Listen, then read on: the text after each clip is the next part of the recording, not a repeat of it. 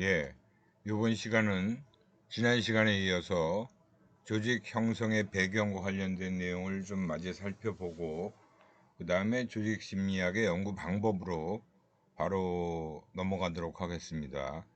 지난 시간에 아마 그 과학적 관리와 관련된 테일러의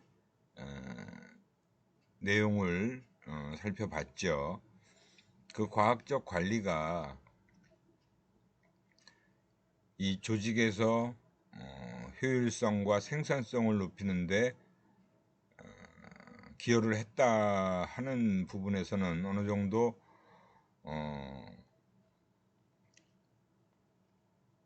효율성 있는 그런 관리라고 볼 수 있는데, 비판 내용을 보면 기본적으로 이 노동 착취, 그리고 인간의 기계화, 그리고 작업의 극단적인 전문화로 인해서 오히려 우리 인간들을 로봇처럼 기계로 저하시키는, 기계 수준으로 저하시키는, 그래서 작업자의 복지 증진에 오히려 역행하는 그런 관리가 됐다라는 비판을 받게 되었습니다. 그래서 이제 그 과학적 관리에 대한 이론을 주장했던 부분이 등장했었는데, 그 다음에 나오게 된 게 이제 인간관계론이에요. 여기서 우리가 익히 들어서 알고 있는 호손 연구가 이제 등장하게 됩니다. 이 메이오는 1924년부터 32년 사이에 시카고에 있는 웨스턴 일렉트릭 컴퍼니, 즉 서부 전기 주식회사에서 그 호손 공장에서 작업 조건과 생산성에 관한 연구를 수행했어요. 현장 연구라고 볼 수 있죠. 그래서 이 호손 연구가 진행된 부분은 몇 가지 의미 있는 그런 부분이 있습니다. 현실적인 조직에는 공식 조직과 비공식 조직이라는 게 함께 기능하고 있고, 상호 모순되지 않는다면 보완작용을 하는 경우가 적지 않다라는 거예요. 그래서 공식 조직이 비공식 조직에 의해서 원활하게 운영되는 측면도 있다라는 것을 이 호손 연구를 통해서 이야기할 수 있게 됐고요. 이 메이오의 비공식 조직과 관련된 부분은 그 레윈의 소집단 연구에도 영향을 미치게 됩니다.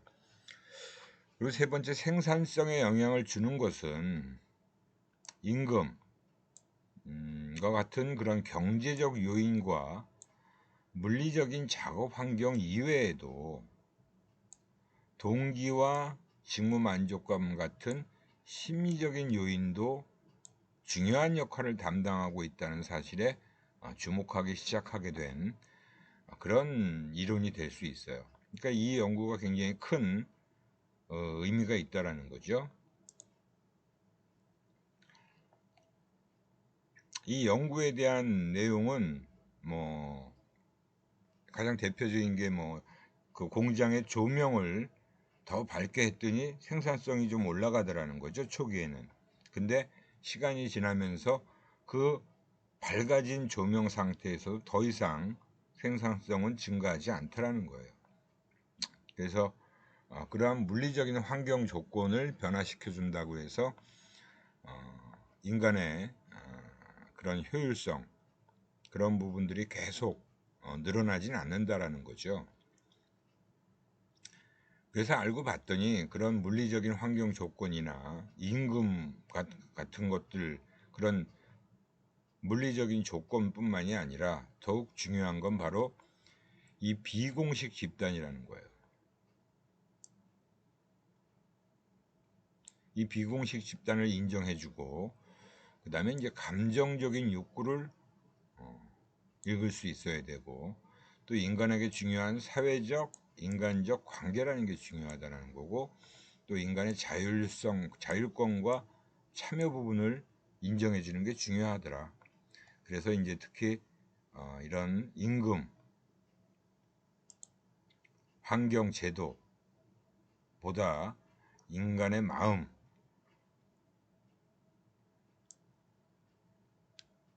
그리고 인간관계, 집단이라는 그런 부분들이 더 중요하다. 즉 인간의 외적인 조건보다는 내적인 부분이 더 중요하다라는 것을 어느 정도 밝혀준 그런 연구가 되겠습니다. 그리고 이제 관료제에 대한 내용이 또 등장하는데요. 이 관료제라는 건 이제 막스 베버가 주장을 했어요. 관료 조직이라는 것은 냉혹하고 논리적이며 개인적인 감정이나 비합리적인 요소가 용납되지 않는 조직이다. 그래서 이 관료제의 조직의 특징을 몇 가지 얘기했죠. 일단 규정이라는 것과 합법성, 명확한 규정에 의해서 움직인다. 그리고 분업을 철저하게 지켜야 되고 정실배제다. 즉 인간의 감정적인 부분은 좀 배제한다. 대신에 고용보장을 해준다. 그리고 수직 계층화다. 직급에 의한 수직 계층화를 얘기할 수 있고요. 모든 것이 문서화되어 있고 공식화되어 있다는 겁니다. 이게 관료주의 기본적인 특징이에요. 그래서 우리나라도 이제 정부 기관이나 이런 공무원들 조직, 공직사회를 이제 관료제 조직이라고 하고 이러한 측면들이 굉장히 강하게 있었다라고도 볼 수 있죠. 근데 최근에 많이 변하고 있다라고 볼 수 있어요. 관료제의 특성이라는 것은 구성원 모두에게 적용되는 규범이라는 게 있다. 이 규범은 목표 달성을 효과적으로 수행하도록 합리적인 것으로 되어 있다라는 것이고요. 두 번째가 구성원의 행동이라는 건 역시 규범에 의해서 규제가 된다. 상사나 관리자에 의해서 멋대로 다루어지진 않는다라는 거죠. 규정에 의해서 이제 행동하는 거예요. 그리고 직이라는 것이 있기 때문에 그 직위에 해당하는 권리와 의무만을 갖게 된다. 그리고 상사가 지시하는 것에 따르는 것은 상사의 인격에 복종하는 것이 아니라 상사의 권한의 바탕을 둔 규범에 복종하는 것이다. 규범에 복종한다는 것이다. 그리고 상사와 하급자의 관계는 근무 장소와 근무 시간에만 유효하다. 공사의 구분이 엄격하다라는 것을 강조하고 있는 내용이라고 볼 수 있습니다. 이게 관리주의 특성이다라고 할 수 있고요. 조직 내 구성원이 가지는 특색이라고 한다면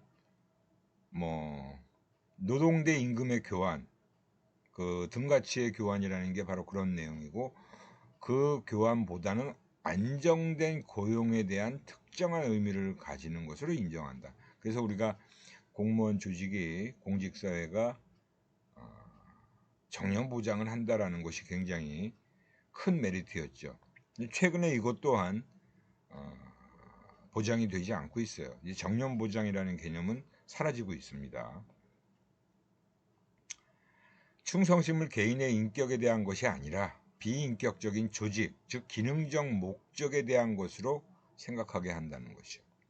그러니까 조직에 충성한다는 것이 맞고요. 사람에 대해서 충성을 한다는 건 아니라는 거죠. 그 다음에 이제 선거에 의해서 지위가 확보되기보다는 상위자에 의해서 임명되는 그리고 그 지위가 보장된다는 것이 또 역시 관료제의 조직 내 구성원이 가지는 특성이다라고 볼 수 있습니다. 이렇게 해서 우리가 조직 형성 배경과 관련 내용은 이 정도로 하고요. 이번 시간엔 조직 심리학의 연구 방법과 관련된 내용을 살펴보도록 하겠습니다.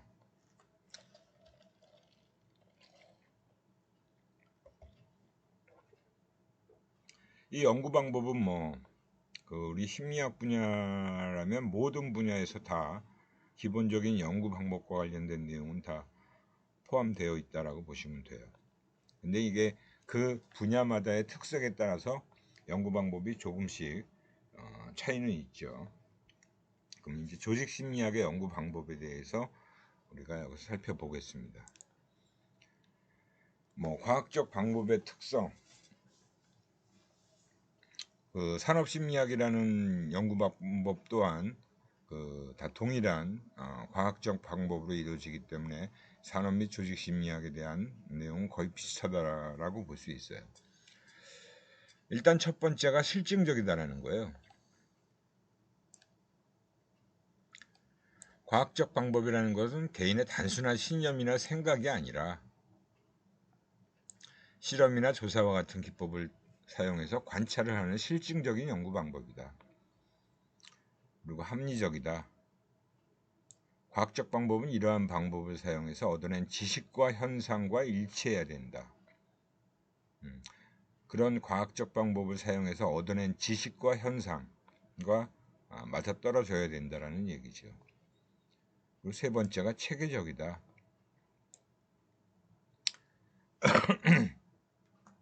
앞에서도 좀 언급을 했었죠. 귀납법과 연역법이라는 것을 사용하는 거죠. 관찰에서 원리로, 즉 개별적인 그런 관찰을 된 내용을 가지고 하나의 원리를 찾아내기도 하고 또 대전제인 원리에서 관찰로 내려오기도 한다라는 거죠. 네 번째가 가설 검증적이다. 이 부분은 우리 심리학에 다 공통적으로 적용되고 있는 연구 방법이죠.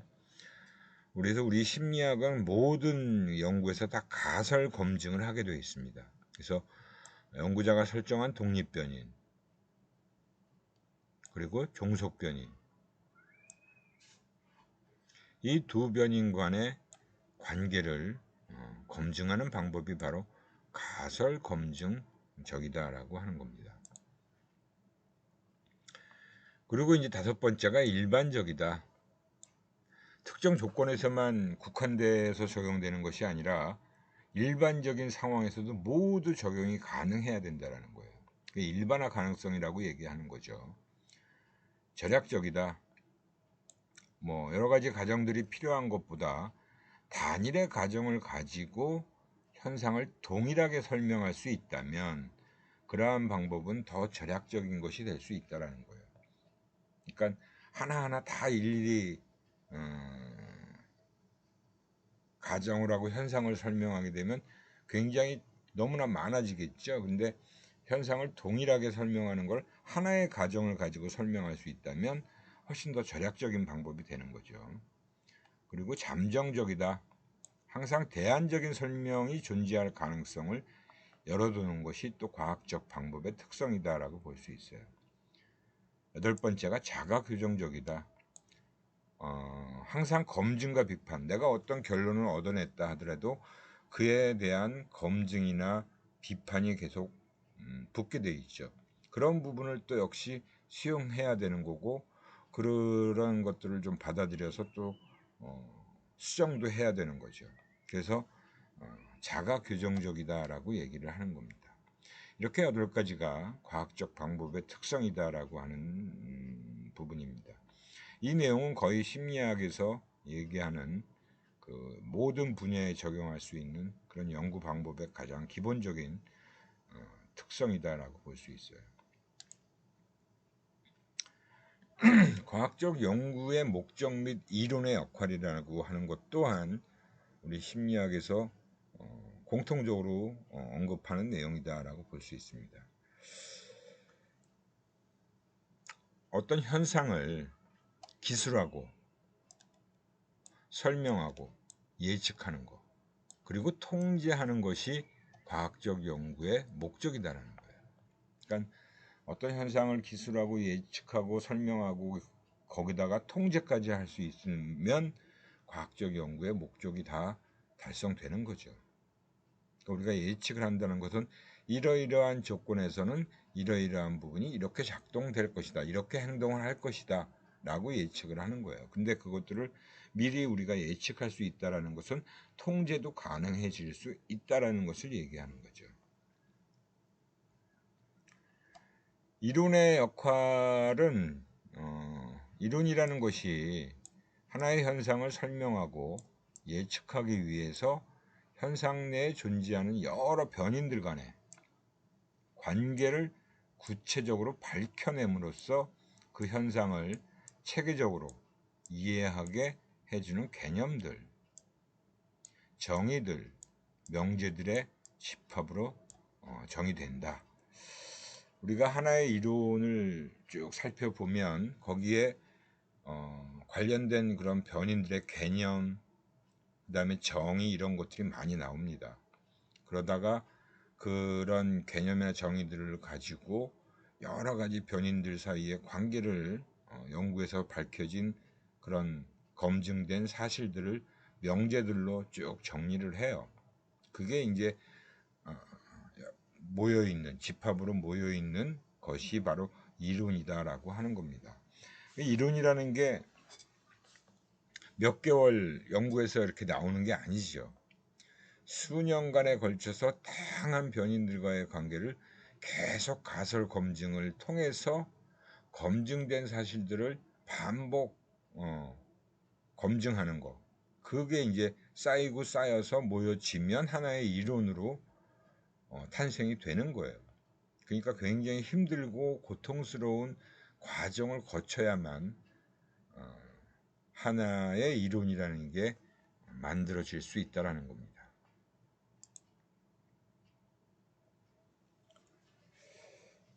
그 과학적 그 연구의 목적과 이론의 역할에서 이론을 바라보는 두 가지 입장이 있어요.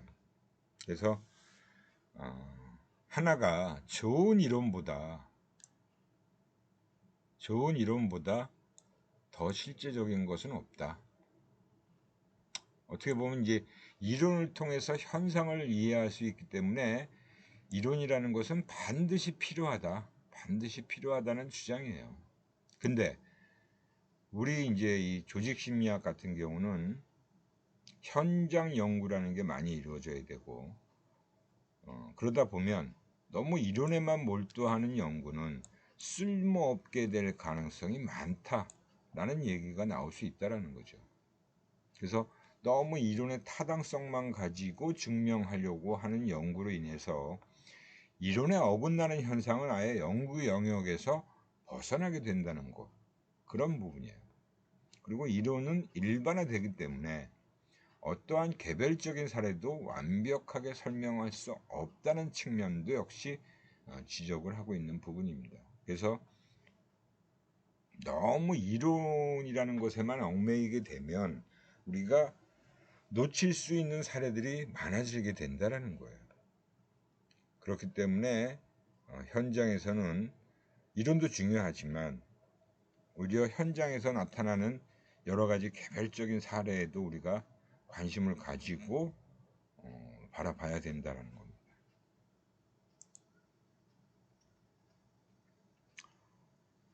그 과학적 연구의 과정에는 연구 방법이라고 할 수 있는 거에는 크게 두 가지로 나눠서 이제 우리가 구분해서 얘기할 수 있습니다.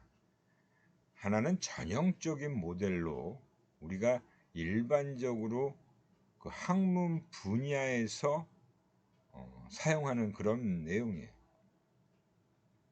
그래서 전형적인 모델이라고 하는 것이 바로 학문 분야에서 우리가 활용하고 있는 방법이다라고 보시면 됩니다. 그 전형적인 모델의 이제 첫 번째가 문제를 정의하는 거예요. 문제의 정의죠.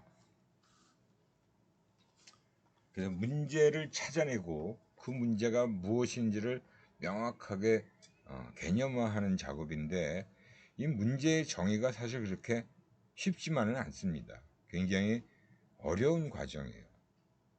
그 문제를 정의하기 위해서 사전에 조사할 내용도 많고 선행 연구 자료도 많이 봐야 되고요. 그런 걸 통해서 연구 과제의 이론적 정립과 개념화를 명확하게 정리하는 것이 필요한 거죠. 그게 이론의 정의고요. 문제의 정의고.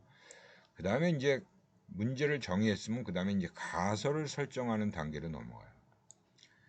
가설 설정이라는 것 또한 그 연구 문제 제기한 부분을 가지고 가설을 만드는 겁니다.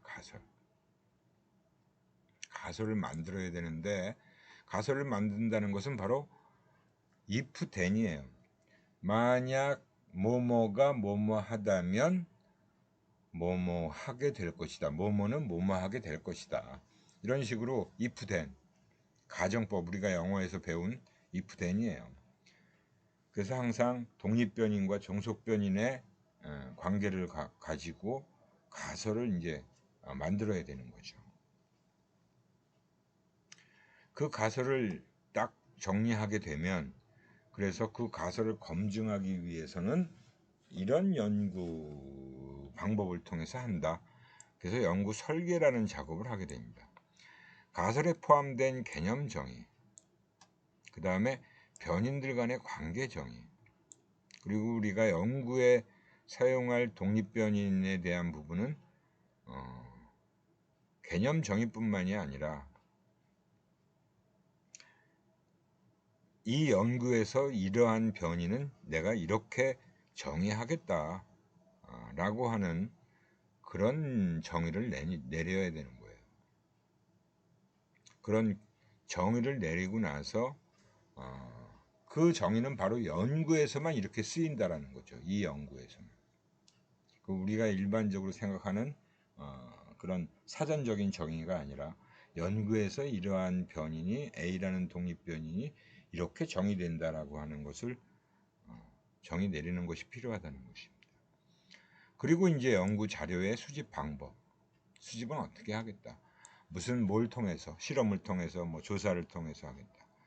그러기 위한 구체적인 연구를 설계를 해야 되는 과정이고요. 그 다음에 이제 실제 자료 수집은 어떻게 하는지, 연구에 적합한 방법을 활용한 자료 수집. 뭐 조사는 어떻게 하겠고, 실험은 어떤 프로세스를 거쳐서 실험을 하겠다라는 거죠. 자료 분석 및 가설 검증, 통계 분석을 얘기하는 거예요. 통계적 분석 방법을 통해서 가설 검증을 하게 됩니다. 여러분들 아마 통계 분석하는 거는 통계학 시간에 다 공부를 하셨을 걸로 제가 알고 있습니다. 통계학에서 여러분들이 배우는 통계 분석 방법이 다 이런 가설 검증하는데 활용되는 방법이에요. 뭐 가장 단순한 T 검증이라는 거, 그다음 카이스케아 검증, 그다음에 별량 분석, 아노바라고 하는 거죠. 아마 통계학 원투를 통해서 아마 그 정도까지 배우면 다 배운 거죠. 학부 통계학 시간에 아마 별량 분석까지 못 나가는 경우도 있어요. 근데 이제 석사 과정에 가면 뭐 좀 더 난이도가 높은 검증 분석 방법들을 또 공부합니다. 회귀 분석이라든가 요인 분석이라든가 판별 분석이라든가 이런 것까지도 우리가 다 공부를 하게 되면 심리학의 웬만한 통계 분석은 다 공부를 하게 되는 거죠. 그리고 이제 거기서 사용하는 통계 패키지 SPSS 사용법을 공부를 하면 통계 분석을 할 수 있게 되는 거죠.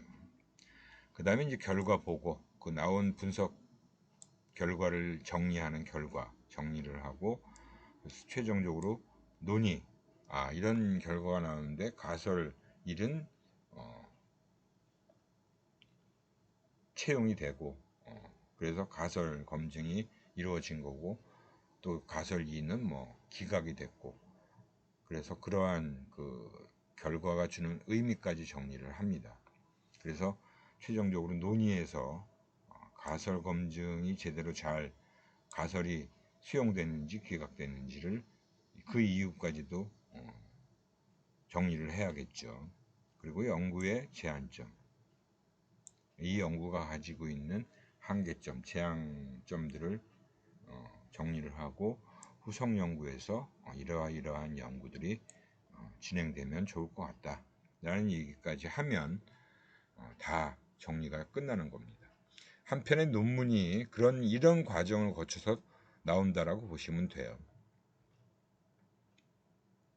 그래서 전형적인 모델이라는 것은 바로 우리가 심리학에서 논문 한 편을 쓰는 그런 과정이다라고 보시면 됩니다. 반면에 이제 문제 해결적 모델은 현장에서 많이 활용하는 모델이다라고 생각하시면 됩니다. 그래서 문제가 뭔지를 찾아내고 그 문제를 진단하는, 그리고 기본 전제를 설정하는 과정이에요. 문제 진단. 우리 조직에 어떤 문제가 있는지 그 문제를 우선 찾아내야겠죠. 그래서 문제의 경위와 배경, 그다음에 그 증후를 중심으로 문제를 진단하고, 그게 보통 우리가 조직 심리학에선, 기업 조직에선 조직 진단이라고 하는 부분이죠. 그래서 문제 상황과 해결의 기본 전제를 정리하는 그런 과정이 바로 문제 진단 및 기본 전제 설정입니다. 보통 그런 기업 조직에 컨설팅 기업들이 들어가서 이런 문제 해결책 모델을 적용해서 하게 되는 과정이 문제 해결적 모델이다라고 보시면 돼요. 문제 해결 전략 및 계획 수립. 그런 문제가 이제 정리가 됐으면, 그럼 이 문제를 어떻게 해결할 건지, 문제 해결의 시기와 속도, 구성원의 참여도와 같은 문제 해결 전략과 방법, 그리고 계획을 수립합니다. 이런 문제를 해결하기 위해서 어떤 방법을 사용할 거고, 어느 정도의 시간이 걸릴 거고, 뭐 그런 내용들로 해결 전략을 수립하고 계획을 수립하는 거죠. 그리고 자료를 수집합니다. 자료 수집도 역시 마찬가지예요. 뭐 문제 해결을 위해서 우리 회사에 있는 모든 구성원들한테 설문을 할 건지, 근데 그 설문을 하기 위한 질문지를 구성하기 위해서 임원층과 주요 조직에 있는 간부 사원들한테 또는 대표적인 사원들에게 심층 인터뷰를 통해서 설문할 내용들을 또 끄집어내야 되는 거죠. 그게 이제 문제 해결을 위한 행동 계획에 필요한 자료 수집 단계입니다. 그래서 설문을 다 구성하고 구성원들한테 설문지를 돌려서 수집하게 되는 거죠. 그래서 이제 나온 결과를 분석해서 이러이러한 분석 결과에 따라서 문제 해결을 이런 식으로 해야 된다라고 정리하는 게 바로 문제 해결 단계예요. 문제 해결에는 여러 가지가 있겠죠. 야, 우리 조직 구조가 좀 문제가 있다라고 진단이 되면, 결과가 나오면 개편을 해야지. 조직 개편을 하고, 또 제도 개선할 필요가 있다. 또는 교육 훈련 방법, 또는 리더십 개선, 여러 가지 다양한 문제의 해결의 구체적인 방법을 제시하는 거예요. 그리고 실제로 어떤 식으로 그 방법들을 적용해 나가겠다라는 것들을 정리하는 겁니다. 그래서 그렇게 했더니 제대로 잘 문제 해결이 돼서 효과가 나타났는지, 그리고 성과가 있었는지를 평가하고, 그 결과에 따라서 문제 해결의 전략과 방법, 행동 계획 같은 것들을 수정 또는 조정해 나가는 그런 과정을 거치게 되겠죠. 이런 그 과정이 바로 문제 해결적 모델이다라고 할 수 있습니다. 과학적 연구 방법들과 관련된 내용은 우리가 일반적으로 공통적으로 다 살펴보는 내용이라 여기서는 자세한 얘기는 할 필요가 없을 것 같고요. 이런 것들이다. 관찰법이라는 건 말 그대로 현상을 발견하고 그것을 설명하기 위한 가설을 생각할 수 있는 거예요. 그 여러 가지 사람들의 행동을 살펴보는 거죠. 관찰하는 겁니다. 말 그대로. 그래서 자연스러운 상태에서 연구가 진행될 수 있으니까 외적 타당도가 높다고 할 수 있고요. 많은 변인들의 자료를 동시에 수집할 수도 있습니다. 근데 단점은 변인에 대한 조직이 아니고 조작입니다. 조작이나 통제가 없기 때문에 인과관계를 추론하는 건 불가하다. 즉 어떤 변인이 어떤 변인의 원인으로 작용했다라는 것을 얘기하기는 어렵다라는 거죠. 불가능하다. 그래서 또 변인 측정이 실험법에 비해서 엄격하지 못하겠죠. 당연히 자연적인 상황에서 관찰을 하는 거니까. 그래서 그 관찰 결과를 기술하는데 관찰자의 주관이라는 부분도 배제하기는 좀 어렵다. 관찰자가 누구냐에 따라서 좀 기술이 조금씩 차이가 있을 수 있다는 거죠.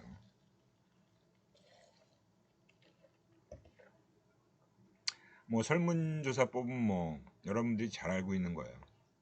뭐 간단하게 여러분들도 뭐 학생들한테 의견 조사도 하고 필요한 대상들한테 그 사람들의 생각을 알아내는 방법이죠. 그래서 물어보는 방법으로 이제 변인들 간의 상관관계는 알 수 있습니다. 상관관계는 알 수 있지만 역시 인과관계는 밝힐 수가 없어요. 실험법이 아니기 때문에. 그죠? 뭐가 뭐의 원인이고 결과다라는 얘기는 할 수 없다는 것이죠. 상관이 없다는 것은 두 개가 관련성이 높다는 거지 원인이고 결과인지는 알 수 없는 겁니다. 뭐 많은 자료를 획득할 수 있다는 점이 효과적인데 뭐 이제 보통 우리가 설문지에 응답을 할 때 누구라는 걸 밝히는 경우도 있고 또 익명성을 보장해서 아무도 누군가라는 걸 거기다가 밝히지 않는 경우도 있는데 뭐 익명성이 보장되면 솔직한 응답도 받을 수 있다는 얘기예요. 실험법. 이 실험법이라는 것은 우리 심리학에서 어떻게 보면 가장 많이 쓰는 연구 방법이고요. 또 논문을 쓰기 위해서는 반드시 실험법을 활용하는 경우도 많고요. 근데 이제 일부 응용 분야 우리 조직이나 산업, 뭐 소비자 및 광고 분야에서는 설문조사를 해서 하는 경우도 있습니다. 근데 이제 제가 공부하던 시절에만 해도 무조건 실험을 통해서만 논문을 써야 되는 그런 상황이었어요. 굉장히 정교화됐다. 그래서 조작한 변인, 조작한 조건, 독립변인의 조작이 이루어지고요. 그리고 종속변인과의 관계를 밝혀내는 거죠. 인과관계를 검증하는 겁니다. 독립변인과 종속변인 간에. 독립변인이 종속변인에 미치는 영향을 정확하게 알아낼 수 있다. 그 다음에 이제 독립변인 이외의 다른 변인들은 가외변인이라고 하는 건 철저하게 통제할 수 있다는 것도 이 실험법의 가장 큰 특징입니다. 그리고 실험실 실험과 현장 실험으로 구분해 볼 수 있다. 실험실 실험은 어떤 세팅을 해놓고 실험 조건에 맞춰서 실험실 안에 피험자를 데려와서 실험을 하는 거고, 현장 실험은 아까 호우선 연구할 때처럼 그 공장 현장을 그대로 자연스러운 상태에서 어떤 조건만 바꾸는 그게 이제 현장 실험이다라고 볼 수 있어요. 뭐 실험실 실험과 관련된 내용도 여기서 자세히 설명하기는 어렵죠. 그래서 여러분들이 연구 방법론에서 통계 및 연구 방법론을 수강한 사람들은 다 알 거예요. 연구 방법에서는 굉장히 상세하게 공부를 하고 또 실제 실습을 통해서도 어느 정도는 익숙하게 배웠을 걸로 생각을 합니다. 실험실 실험의 가장 큰 장점은 독립변인 이외의 과외변인을 통제할 수 있다는 거예요. 그래서 종속변인에서 나타난 결과가 그 독립변인만의 효과다라고 얘기할 수 있다는 거죠. 뭐 목표 설정 실험의 사례를 가지고 얘기하는 건데요. 뭐 무선 배치를 통해서 다른 가외변인을 통제한다. 그 독립변인이 조작된 것이 아니라 분리변인이라면 뭐 남성, 여성이라고 이렇게 분류할 수 있는 분리변인이라면 인과관계의 추론이 매우 힘들다라는 거죠. 그래서 이 독립변인을 조작한 경우에는 인과관계의 추론을 쉽게 할 수 있는데 이렇게 그냥 카테고리, 즉 분류변인, 남성, 여성처럼 집단을 구분할 수 있는 변인만 가지고는 인과관계 추론은 매우 힘들다는 거죠. 그래서 내향성, 외향성에 따른 목표 설정 효과 같은 것들을 알아보는 이런 실험을 사실은 해보면 어느 정도 파악해낼 수 있는 부분, 인과관계도 어느 정도 알아낼 수 있는 부분도 있다는 거예요. 전반적으로 실험실 실험은 내적 타당도는 높지만 그 인위성, 조작이라는 매니퓰레이션이라는 걸 통해서 하기 때문에 외적 타당도는 낮다. 실험실에서 독립변인의 효과를 보기 때문에 실제 장면에서는 그 효과가 있어도 실험실에서 효과가 없게 나오는 경우도 있다. 즉 독립변이의 효과가 나타나지 않는 경우도 있다는 것이다. 이런 것이 이제 또 우리가 유념해야 될 사항이라고 보시면 됩니다. 현장 실험은 뭐 아까 우리가 호우선 연구에서 어느 정도 말씀드렸죠. 그래서 뭐 다른 조건은 다 동일하게 공장에서 일하는 작업 현장에 조명의 밝기만 바꾸는 거예요. 그러면 이제 다른 건 다 동일하기 때문에 조명 밝기에 의해서 생산량이 증가했다는 것을 어느 정도 알 수 있는 그런 결과를 얻어낼 수 있다는 거죠. 그래서 이제 이런 인과성 추론이라는 부분도 어느 정도 가능하다. 그죠? 인과관계 추론이 어느 정도 가능하다라고 얘기할 수 있고요. 장점은 외적 타당도가 높다는 거예요. 아까 실험실 실험은 외적 타당도가 좀 낮다고 얘기하는데 현장 실험은 좀 높다. 그 대신 이제 뭐 변이 조작이나 통제라는 것 실험실 실험보다 당연히 엄격하게 할 수는 없잖아요. 그래서 인과성 추론이 또 그렇게 쉽지만은 않다라는 것이 단점이다라고 볼 수 있습니다. 심리검사법. 이 심리검사법이라는 것은 우리가 심리학을 전공하고 어떻게 보면 다른 분야와 달리 차별화된 방법으로 사용할 수 있는 심리검사를 만들어서 사용하는 거예요. 뭐 우리가 대표적으로 알 수 있는 지능검사, 적성검사, 성격검사, 뭐 흥미, 태도검사, 성격검사 이런 것들이 일반적으로 사용되는 거죠. 그리고 이 검사라는 것은 바로 개인차를 밝혀내는 것이 목적이고요. 뭐 이 검사를 개발하고 제작하는 것이 그렇게 쉽지만은 않습니다. 굉장히 어려운 작업이고 표준화된 절차에 따라서 실시를 해야 하고 해석을 할 때 그 결과를 어느 정도 수용할 수 있다는 거죠. 인간의 행동이나 모든 가능한 행동을 측정할 수는 없어요. 하지만 측정하기 위한 걸로 재정의를 해서 측정 가능하도록 만드는 노력을 하는 거죠. 결국 이런 검사를 한다는 것은 바로 수량화하는 거죠. 수량화. 그래서 기준이라는 게 분명히 있어야 되고 채점 절차 규정 뭐 이런 것들이 분명하게 돼 있어야 되고 검사자가 누구라도 동일한 대상으로 실시를 하여 동일한 반응을 보였다면 동일한 검사 점수를 획득하기 위한 거다라고 볼 수 있습니다.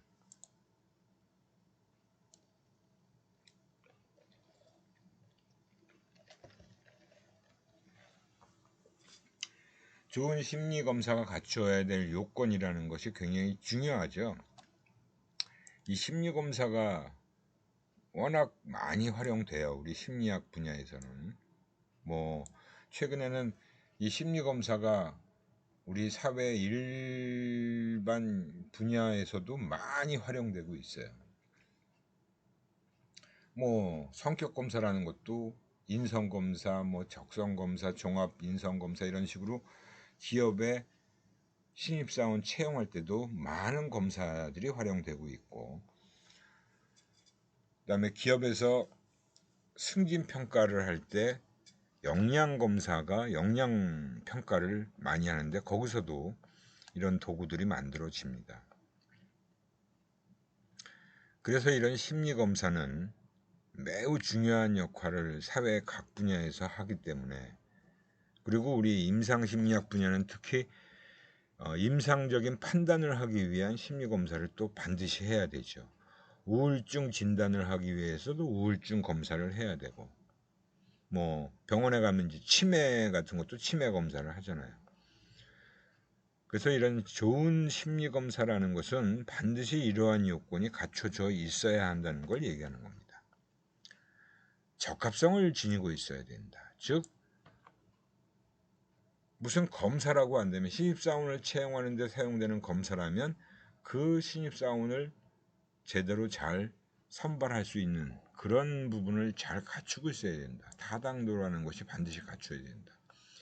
그리고 누가 언제 하더라도 동일한 결과가 나와야 되기 때문에 일관성이라는 게 분명히 있어야 된다. 그건 신뢰도를 얘기하는 거죠. 그 타당도와 신뢰도는 모든 검사가 반드시 갖춰야 될 요건입니다. 현실성이 있어야 된다. 그러니까 이거는 현실적으로 사용 가능해야 되고 경제성이라는 것도 어느 정도 갖춰져야 된다. 즉 엄청난 돈이 들면 또 하기 힘들죠. 그래서 적용 범위가 넓어야 된다는 것은 대상을 확대해도 사용할 수 있어야 된다는 거예요. 그리고 객관성을 지니고 있어야 된다. 객관성. 그죠? 객관적이어야 된다. 검사 실시와 결과 해석이 표준화되어 있어야 된다는 거예요. 표준화되어 있어요. 이런 부분들이 반드시 좋은 심리검사가 갖춰야 할 요건이다라고 할 수 있습니다. 이건 매우 우리 여러분들이 꼭 기억하고 있어야 될 내용이에요. 또 사례연구법. 이건 뭐 케이스 스타디라고 해서 뭐 개인의 성장 사례사 그런 어떤 과거에 대한 사건 기록 분석하고 재구성하는 회고적 방법이다라고 할 수 있죠. 거기에 이제 근데 개인적 주관을 배제할 수는 없다. 결과를 바탕으로 실험이나 체계적 관찰을 위한 그런 기초 정보들을 제공해 줄 수 있고 개인의 주관을 배제하기 어렵다는 단점이 있다. 실생활의 예를 많이 포함시키는 것이 필요하다. 케이스 스타디라고 보시면 됩니다. 그 다음에 나오는 내용은 이제 변인의 종류 몇 가지를 얘기하고 있고요. 이 내용이 근데 꽤 좀 내용이 있어서 이것도 끝까지 다 얘기하고 할 수 있을지 모르겠는데 일단 얘기하는 데까지 하고 못하면 시간이 다 되면 다음 시간에 또 이어서 얘기할 수밖에 없어요. 일단 변인의 종류에는 뭐 크게는 연속 변인, 불연속 변인, 그 다음에 양적 변인, 질적 변인. 연속 변인은 뭐 눈금 범위 내에서 무한히 값을 취할 수 있는 변인, 뭐 나이, 시간, 길이, 일반적인 뭐 우리가 잘 알고 있는 그런 변인이죠. 하지만 불연속 변인이라는 건 딱딱 범위가 지정되어 있다는 거예요. 유한한 값을 취했다는 성별, 남자와 여자, 인종, 뭐 백인종, 흑인종, 황인종 이런 것들입니다. 자녀 수도 사실은 유한하죠. 너무 무한정 갈 수는 없잖아요. 양적 변인은 나이, 시간은 양적 변인이죠. 변인의 값이 수치적인 의미를 가질 수 있는 변인이에요. 변인 자체가 수치적인 의미를 갖지 않는 변인 역시 분류에 사용되는 거죠. 선별인종. 그 다음에 독립변인과 종속변인. 이게 일반적으로 이제 심리학에서 가장 많이 쓰고 있는 변인의 구분입니다. 다른 변인에 영향을 미치는 원인 변인, 그게 독립변인이죠. 다른 변인에 영향을 받는 결과 변인, 이게 종속 변인이고요. 그 다음에 우리 이제 조직심리학 분야나 산업심리학 분야에서는 독립변인이나 종속변인이라는 말도 쓰지만 연구할 때는 보통 우리가 실무에서는 예언변인이다, 증거변인이다라는 말을 많이 사용합니다. 예언변인이라는 건 그 변인의 값을 알면 다른 변인의 값을 예언할 수 있다라고 해서 예언변인이라고 하는 거예요. 그 다음에 증거변인은 다른 변인의 값에 의해서 그 변인의 값이 예언되는 변인입니다. 그러니까 예언변인, 독립변인의 개념과 비슷하다고 볼 수 있고 종속변인은 증거변인의 개념과 같다라고 할 수 있어요. 그리고 이제 독립변인과 종속변인 구분은 정해진 것은 아니에요. 무조건 뭐는 독립변인이고 무조건 뭐는 종속변인이다라고 얘기하는 거예요. 연구자가 A라는 변인을 독립변인으로 사용할 수도 있고 종속변인으로 사용할 수도 있다는 겁니다. 그 다음에 이제 인과관계를 추론할 수 있는 실험실 연구에서는 독립변인과 종속변인이란 말을 많이 쓰지만 상관 연구에서는 예언변인과 증거변인이라는 용어가 사용된다는 겁니다. 그다음에 이제 변인의 측정 수준에는 우리가 스케일이라는 말을 쓰고 있죠. 척도라고 얘기합니다. 척도. 심리학에서 가장 또 일반적으로 많이 쓰이고 있는 용어라고 볼 수 있고요. 한 변인의 값의 정도를 평가하는 도구다. 그래서 뭐 우리가 쉽게 일반적으로 얘기하면 자를 얘기한다라고 보시면 돼요. 척도라는 것은 심리적 척도예요. 근데 자라는 것은 일반적으로 우리가 얘기하는 거죠. 뭐 길이를 재는 자, 무게를 재는 저울,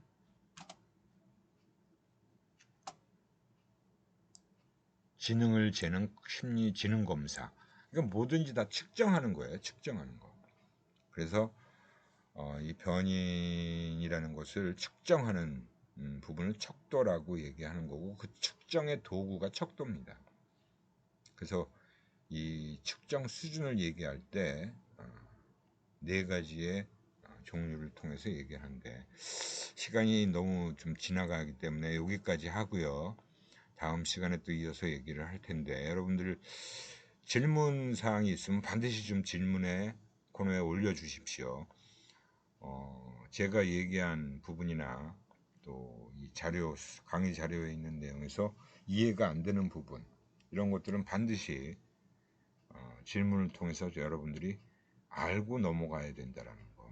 그리고 제가 강조한 내용들은 꼭 시험에 출제한다라는 것도 앞에서도 제가 말씀드렸잖아요. 그죠? 그러니까 제가 강조하는 부분을 명확히 또 아시려면 이 강의 시간에는 꼭 강의 영상에 집중을 해서 보셔야겠죠. 예, 오늘 이 정도로 하고 다음 시간에 요 변인의 종류부터 이어서 또 진행을 하도록 하겠습니다. 예, 수고들 많이 하셨고요. 다음 시간에 뵙겠습니다.